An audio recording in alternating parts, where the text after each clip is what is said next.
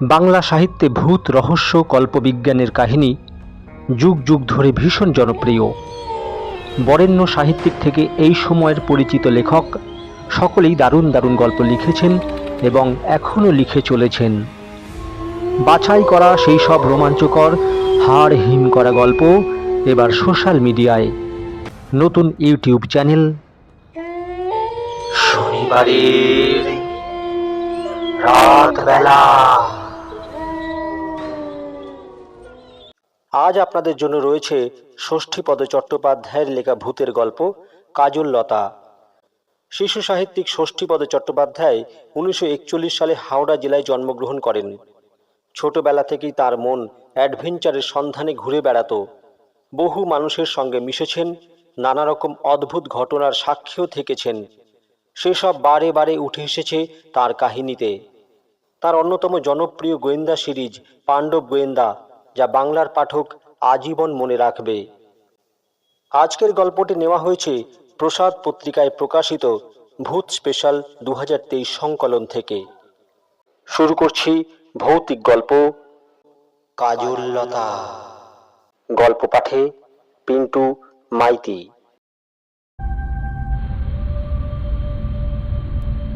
সে কি আজকের কথা? পালকি আর গরুর গাড়ি ছিল তখন একমাত্র যান। তখন রেলযোগে যাত্রা ছিল মানুষের কল্পনাতীত। সেই সময়ে হুগলি জেলার বিদ্যাবতীপুরে এক দরিদ্র কৃষক পরিবারে এমন এক মেয়ে জন্মালো যে জন্মলগ্নেই তার মাকে হারালো। বাধ্য হয়েই বাবা আবার সংসারী হলেন।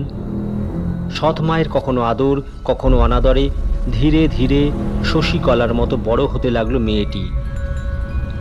প্রস্ফুটিত পদ্মের মতো তার মুখ, ভ্রমরের মতো চোখ, কিন্তু গায়ের রং এত কালো যে সচরাচর এমনটি দেখা যায় না। তাই ওর নাম রাখা হলো কাজল লতা। সবাই ওকে কাজল বলেই ডাকত। দেখতে দেখতে কাজল যখন চতুর্দশী হলো, তখন তার সুন্দর মুখখানির দিকে তাকালে মন ভরে যেত সকলের। কিন্তু কাজলের মতো তার গায়ের রং ম্লান করে দিত সব কিছুকেই। ফলে তার বিয়ের জন্য অনেক চেষ্টা করেও কোনো পাত্রের সন্ধান পাওয়া গেল না। সেকালে বিবাহযোগ্য কোনো মেয়ে বেশি দিন গৃহস্থের ঘরে থাকলে কুসংস্কারের প্রভাবে অনেক লাঞ্ছনা গঞ্জনা সহ্য করতে হতো গৃহস্থকে। এই নিয়ে কাজলেরও মনোবেদনা বড় কম ছিল না। এই নিয়ে এক সময় তার মনে হতো এই জীবন রাখার চেয়ে না রাখাই ভালো। মনে হলেও এই কাজ সে করত না, কেননা কিভাবে যেন সে জেনেছিল আত্মহত্যা মহাপাপ। অবশেষে কোনো এক শুভ দিনে কয়েকজন বৈষ্ণব তীর্থযাত্রী গ্রামে এসে উপস্থিত হল। ওখানকার সুপ্রাচীন এক বটবৃক্ষের নিচে আশ্রয় নিল তারা। ঠিক সন্ধ্যের মুখেই এসেছিল দলটি। সেখানেই ভিক্ষার সামগ্রী যা ছিল তাই দিয়ে কাঠ কুটো জেলে সেবার ব্যবস্থা করল, আর নামে গানে মুখর করে তুলল চারিদিক। গ্রামবাসীরাও তাদের সাধ্য মতো যার যা সামর্থ্য তাই এনে নিবেদন করল বৈষ্ণব সেবার জন্য। দুধ, ঘি, ফল, মিষ্টি, অনেক কিছুই।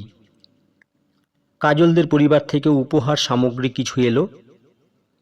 আর কাজল যখনই সে জানতে পারল এই তীর্থযাত্রী দলটি যাবে বৃন্দাবন পরিদর্শনে, তখনই সে দৃঢ় প্রতিজ্ঞ হল এই দলটির সঙ্গ নিয়ে বৃন্দাবনে সে যাবেই এবং এই হবে তার প্রথম এবং শেষ যাত্রা। বৃন্দাবনের বনে বনে ঘুরে সে নাম গান করবে, মন্দিরের দ্বারে বসে ভিক্ষা করবে, নিজের জীবনটাই সে উৎসর্গ করবে কৃষ্ণ পদকমলে। এই বৈষ্ণব তীর্থযাত্রী দলে নারী পুরুষ সবাই ছিল। কাজল তার মনোবেদনার কথা দলের মেয়েদের কাছে বলতেই তারাও কারণ বুঝে রাজি হয়ে গেল ওদের দলে নিতে। অবশ্যই ওর বাবার সম্মতি থাকলে তবেই। পরদিন খুব ভোর ভোর রওনা। কাজল বরাবরের জন্য চলে যাবে শুনে বাবা প্রথমে না করলেও পরেই গ্রামবাসীদের কথা শুনে বাধ্য হয়েই রাজি হলেন। সঙ্গে আরও একজন জুটে গেল। সে হলো মোহন, 10-12 বছরের বাপ মা মরা ছেলে। মাঠে মাঠে গরু চড়াতো। কাজলকে সে খুব ভালোবাসতো, দিদি বলে ডাকতো। কাজল চলে যাবে শুনে কাঁদতে কাঁদতে সেও এসে ভিড়ে গেল দলে। বললে, দিদি রে, তুই চলে গেলে আমি আর বাঁচবো না রে।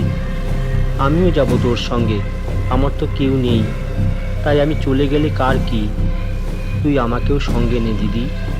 আমরা দু ভাই বোনের বৃন্দাবনে ভিক্ষে করে খাবো। ওদের বল না দিদি, ওরা যেন আমাকেও সঙ্গে নেয়।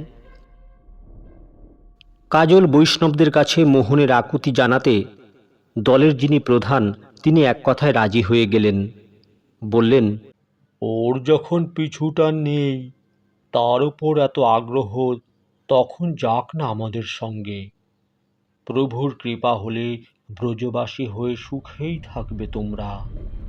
অতএব বরাবরের জন্য জন্মভূমি বিদ্যাপতিপুর ত্যাগ করে বৈষ্ণব তীর্থযাত্রা দলের সঙ্গে রওনা হল কাজল ও মোহন। গ্রাম ছেড়ে প্রথমেই এলো ওরা 10 ঘরায়। এখানকার জমিদার ছিলেন অত্যন্ত দেবদ্বিজে ভক্তিপরায়ণ। তিনি ওই দলটিকে রথ তলার চালাঘরে আশ্রয় দিয়ে অভিজ্ঞ ব্রাহ্মণ আনিয়ে তাদের সেবার ব্যবস্থা করলেন। বৈষ্ণবরা করজোড়ে বললেন, জমিদার বাবু, আপনাকে অজস্র ধন্যবাদ। তবে কিনা আমরা কিন্তু নিজেরাই রেঁধে খাবো, কেননা গলায় কণ্ঠি না থাকলে তাদের হাতে আমরা খাই না। জমিদারবাবু রাগ না করে সেই ব্যবস্থাই করে দিলেন। কাজল আর মোহন অবশ্য জমিদার গৃহেই উত্তম ভোজন করল। বৈষ্ণবদের এই তীর্থযাত্রী দল এক রাতের বেশি কোথাও থাকতেন না, তাই পরদিন সকাল হতেই বিদায় চাইলেন জমিদারবাবুর কাছে। জমিদার গিন্নি বললেন, তা বাবারা, এখন বৈশাখ মাস, গরমের দিন, রোদ্দুর খুব চড়া। আপনারা দিনে বিশ্রাম নিয়ে রাতে যাত্রা করছেন না কেন? প্রধান বললেন, আমাদের অনন্ত মহারাজের নির্দেশ, তাছাড়া বনপথ ধরে যাওয়া, বিশেষ করে সঙ্গে মেয়েরা আছে। পথে দস্যু ঠ্যাঙারের ভয়, ওরা ধর্ম জানে না। মেয়েদের গায়ে হাত দেয় না যদিও, তবুও ওদেরই মধ্যে কিছু বদলোক তো থাকতেই পারে। তাই আমরা রাতে আশ্রয় নিয়ে দিনে পথ চলি। তাছাড়া রাতে জন্তু জানোয়ারের উপদ্রবও হতে পারে। এইভাবে বেশ কয়েকদিন যাবার পর ওরা এমন এক জায়গায় এসে পড়ল যেখানে আসা মাত্রই ভয়ঙ্কর দুর্যোগের মুখোমুখি হলো ওরা। এক গভীর বনপ্রদেশে যখন ওরা প্রবেশ করল, তখন হঠাৎ করেই ঘন কালো মেঘে ছেয়ে গেল আকাশটা। তারপরে শুরু হলো প্রচণ্ড কালবৈশাখী ঝড়। ঝড়ের বেগে কে যে কোথায় ছিটকে গেল তা বোঝাও গেল না। প্রাণ বাঁচানোর তাগিদে কে কোথায় আশ্রয় নিল তা কে জানে। আশ্রয় বা নেবে কোথায়? মাথা বাঁচানোর স্থান তো কোথাও নেই। এই বিধ্বংসী ঝড়ে লণ্ডভণ্ড হয়ে গেল সব। গাছের ডাল ভেঙে গাছ উপড়ে যা তা ব্যাপার হয়ে গেল। এরপরে শুরু হলো বজ্রবিদ্যুৎ ও শিলাবৃষ্টি সহ প্রবল বর্ষণ। তখন সন্ধে হতে বেশি দেরি নেই। কাজল মোহনের একটা হাত শক্ত করে ধরে এক জায়গায় বড় দুটি গাছের ফাঁকে বসে রইল চুপচাপ। শুধু বসে থাকা তো নয়, ভিজতেও লাগলো। অনেক পরে প্রকৃতি শান্ত হলে ওরা যখন আড়াল থেকে বেরিয়ে এলো, তখন দুজনেই ভিজে সপ করছে। কিন্তু এসে যা দেখলো তাতে দুজনেরই জল এলো চোখে।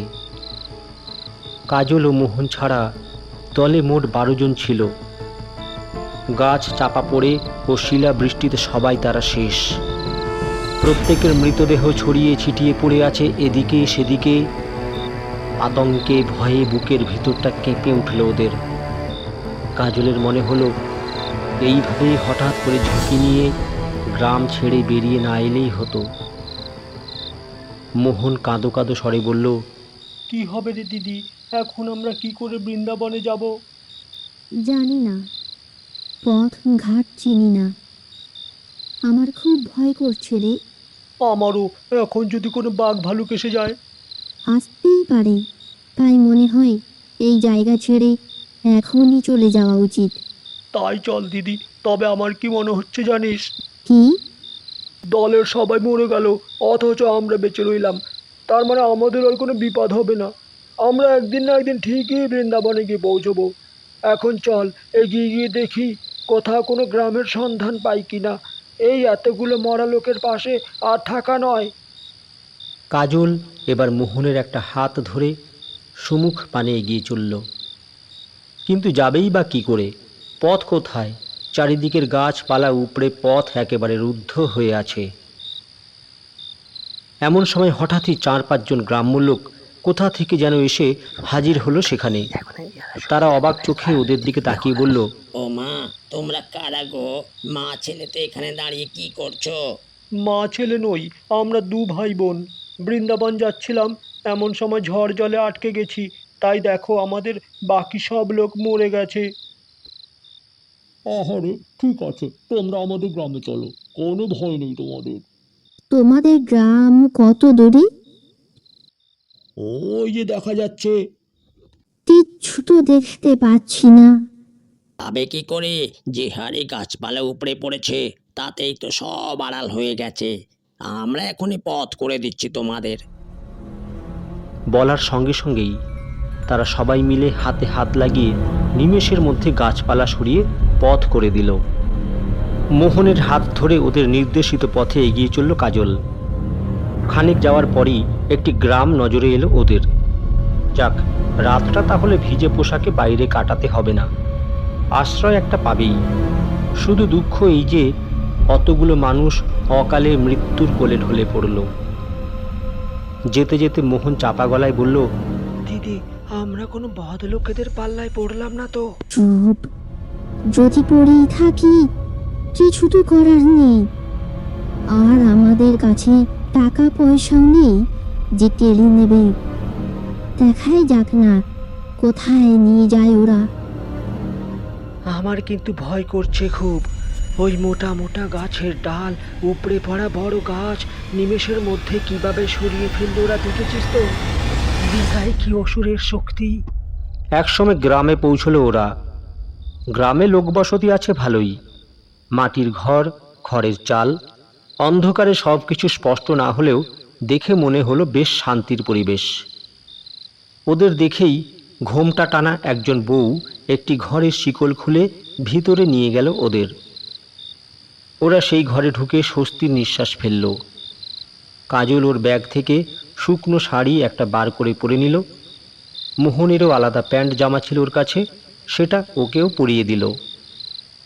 এরপরে যা হয়, অচেনা অতিথিদের দেখতে গ্রামের সবাই এসে ভিড় করলো সেখানে। খোলা দরজার ফাঁক দিয়ে ওরাও দেখতে লাগলো সেই ভিড়ের দৃশ্য। গ্রামের যিনি মাতব্বর, একসময় তিনি এসে ধমক ধমক দিয়ে সরিয়ে দিলেন প্রত্যেককে। একটু পরেই 3 জন গৃহবধূ এসে থালা ভর্তি খাবার, কলসি ভরা জল রেখে গেল ওদের জন্য। সবারই মাথায় ঘোমটা এমনই ছিল যে কারো মুখ দেখা গেল না। যাবার সময় ঘরের দরজা বাইরে থেকে বন্ধ করে দিয়ে চলে গেল ওরা। মোহন বলল, এরা কেউ কথা বলে না কেন রে দিদি? কে জানে, হয়তো লজ্জা পায়। যাই হোক, প্রচণ্ড খিদের মুখে ওরা নানা রকম উপাদেয় খাদ্য পেয়ে বেশ তৃপ্তির সঙ্গে খেয়ে নিল সব কিছু। মোহন বলল, এই অজগাঁয়ে এত সব ভালো ভালো খাবার, সন্দেশ, রসগোল্লা কি করে পেলো বলতো দিদি? জানি না রে, যেখান থেকেই পাক আমাদের তা জানার দরকার নেই। এখন শুয়ে ঘুমিয়ে রাতটা কোনো রকমে কাটাই আয়। তারপর কাল সকালে যেদিকে দু চোখ চাই চলে যাব। বৃন্দাবনে যাবি না? যাব তো। রাস্তা যখন চিনি না তখন সবাইকে জিজ্ঞেস করতে করতেই যাব। ভিক্ষে করব, যখন যা জুটবে তাই খাবো। দিনের শেষে যেখানে যে গ্রাম চোখে পড়বে সেখানেই আশ্রয় নেব। তারপর বৃন্দাবনে পৌঁছলে গতি একটা নিশ্চয়ই হয়ে যাবে আমাদের। ওই ঘরে একটি তক্তা পোষে সুন্দর করে বিছানা পাতা ছিল। মোহনকে নিয়ে কাজল সেখানেই শুয়ে পড়ল। কাজল নিদ্রা গেল অকাতরে। রাত তখন কত তা কে জানে। হঠাৎই একটা কান্নার স্বর ও শুকনো পাতা মারিয়ে যাওয়ার শব্দ শুনে ঘুম ভেঙে গেল কাজলের। সারাটা দুপুর বিকেল ধরে অমন প্রবল বর্ষণের পর শুকনো পাতা মারিয়ে যাওয়ার শব্দ আসে কি করে? তাছাড়া অমন করুণ স্বরে কাঁদেই বা কে? কাজলের গাটা এবার ছমছমিয়ে উঠল। হঠাৎই ওর কানে এলো কারা যেন সব দেহ বহন করে নিয়ে যাচ্ছে হরিধ্বনি দিয়ে। কান্নার সঙ্গে এবার শোনা যেতে লাগলো নারী ও পুরুষের সমবেত কণ্ঠস্বরে বিলাপের ধ্বনি। এই সব শুনে কাজল শয্যা ত্যাগ করে উঠে বসলো। এবার আবার হরিধ্বনি দিয়ে শুকনো পাতা মারিয়ে চলে গেল আর এক সব বাহকের দল। তারপরে আবার। ততক্ষণে মোহনও উঠে পড়েছে। কাজলকে জড়িয়ে ধরে বলল, আমার খুব ভয় করছে রে দিদি। ভয় কি? আমি তো আছি। তারপর ঠোঁটে তর্জনী রেখে ওকে চুপ করতে বলে পা টিপে টিপে দরজার কাছে গিয়ে দরজাটা ফাঁক করতেই কেঁপে উঠল বুকের ভেতরটা। চোখের সামনেও দেখতে পেল দলে দলে সব বাহকের দল লাইন দিয়ে মৃতদেহ নিয়ে যাচ্ছে। গ্রামের আবাল ও বৃদ্ধ বনিতা কেঁদে কেঁদে বিলাপ করছে। তাদের সবাই তাকিয়ে আছে কাজলের দিকে। সব বাহকেরাও কেমন যেন চোখে দেখছে তাকে। সবচেয়ে বিস্ময়কর ও ভয়ের ব্যাপার যেটা, তা হলো খাটিয়ায় শায়িত সবেরাও পলকহীন দৃষ্টিতে ঘাড় উঁচু করে দেখছে কাজলকে। হাহাকার ও আর্তনাদে কান পাতা দায় হয়েছে তখন। মোহন যে কখন উঠে এসে কাজলের পাশে দাঁড়িয়েছিল তা কে জানে। ওই সব দেখে সে গো গো শব্দ করে জ্ঞান হারালো। কাজলও মূর্ছা গেল আতঙ্কে ও ভয়ে। অনেক পরে একটি স্নেহ কোমল কণ্ঠের ডাকে সম্বিত ফিরে পেল কাজল। দেখল এক জ্যোতির্ময় পুরুষ ওর সামনে অনন্ত শোভা বর্ধন করে দাঁড়িয়ে আছেন। আরও মোহনকে আঁকড়ে ধরে একটা পুরো ভাঙা মাটির ঘরে দাওয়ায় পড়ে আছে। রাতের আঁধার তখন ভালো করে কাটেনি। এই স্যাঁতসেঁতে ভাঙা ঘরের মধ্যে ও কেমন করে এলো তা ভেবেই পেল না। মোহনের গায়ে একবার হাত বুলিয়ে দেখল সে ঠিক আছে কিনা। কাজলের স্পর্শ পেয়ে মোহনও নড়ে চড়ে উঠে বসল এবার। তবে শক্ত করে ধরে রইল কাজলকে।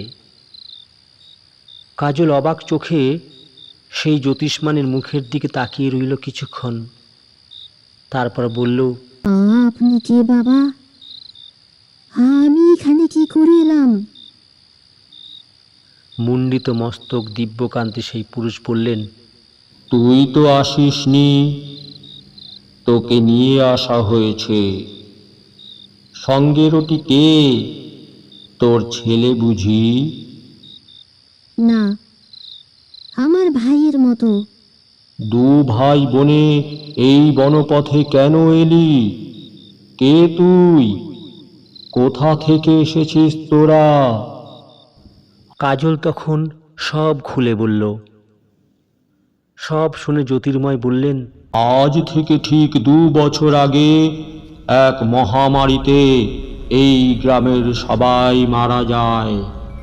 তাদের অশরীরী আত্মারা প্রায় রাতেই হাহাকার করে কেঁদে মরে। তবে ওরা কারো ক্ষতি করে না। ওরাই তোদের 2 ভাই বোনকে নিয়ে এসেছে এখানে।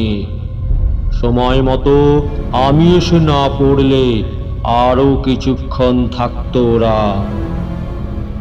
আপনি আমাদের রক্ষা করুন বাবা। আমি তো সেই জন্যই এসেছি রে। আমি এখানেই এক জায়গায় ধ্যানে ছিলাম। তোদের বিপদ বুঝেই এসেছি।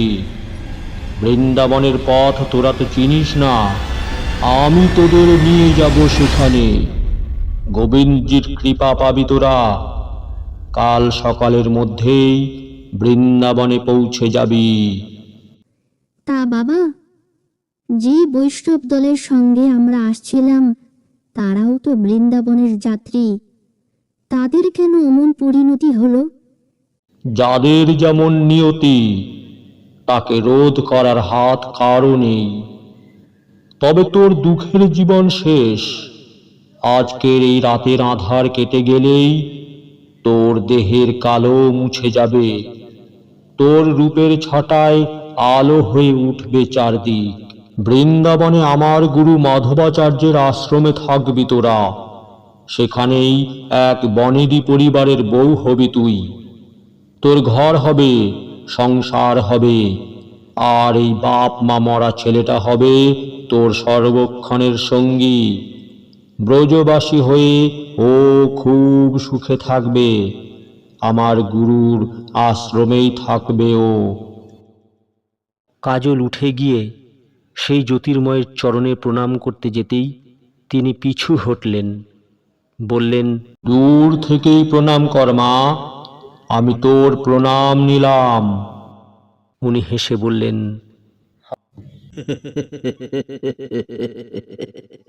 আশীর্বাদ করলাম, তবে কিনা মাথায় হাত তো দিতে পারবো না, আমিও যে অশরীরী। এখন আমি ব্রহ্মজনিতে আছি, বেলগাছেই আমার অবস্থান। আর দেরি করিস না, আয় তোরা আমার সঙ্গে, আমি এখনই তোদের বৃন্দাবনে পৌঁছে দেব। কিন্তু বাবা, সে তো বহু দূরের পথ। আমার মায়া প্রভাবে এক লহমায় পৌঁছে যাবি তোরা সেখানে। কাজল মোহনের হাত ধরে সেই মহাজ্যোতির্ময়কে অনুসরণ করল। উনি এক জায়গায় একটি নদীর ধারে এসে বললেন, চোখ দুটো বুজে থাক তোরা। কাজল আর মোহন তাই করল। একটু পরেই উনি বললেন, এবার চোখ মেলে দেখ কোথায় এসেছিস। ওরা চোখ মেলে দেখে এক মন্দিরময় স্থানে ওরা এসেছে। পাশ দিয়ে একটা নদী বয়ে যাচ্ছে। কাজল বলল, এই কোথায় এলাম বাবা?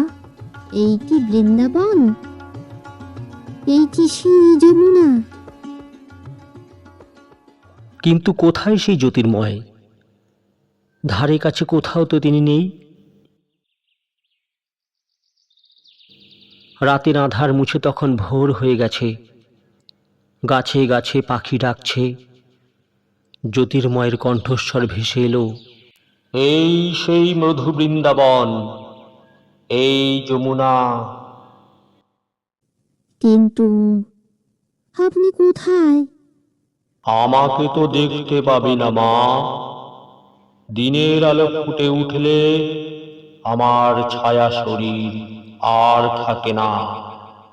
একটু পরেই আমার গুরুর আশ্রম থেকে যে আসবে তার সঙ্গে চলে যাবি তোরা।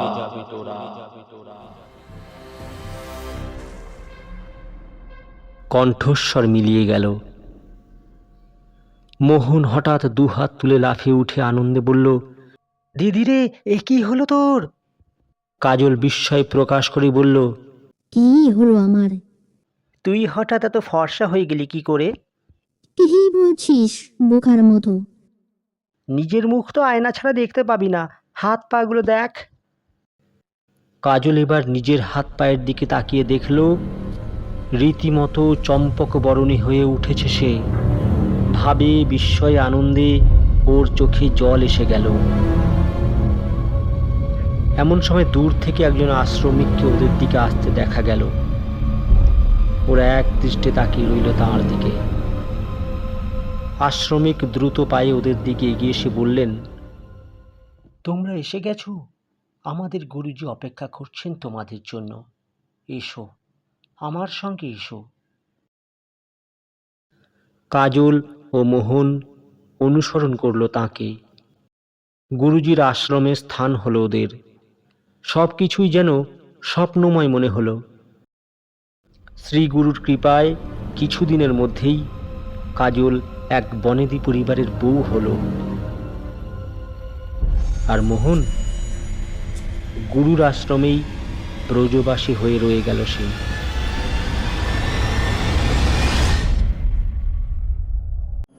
প্রিয় শ্রোতা বৃন্দের কাছে অনুরোধ রইল, গল্প শোনার পর আমাদের পরিবেশনা নিয়ে লাইক ও কমেন্ট করবেন, শেয়ার তো অবশ্যই করবেন, আর হ্যাঁ, সাবস্ক্রাইব করতে ভুলবেন না।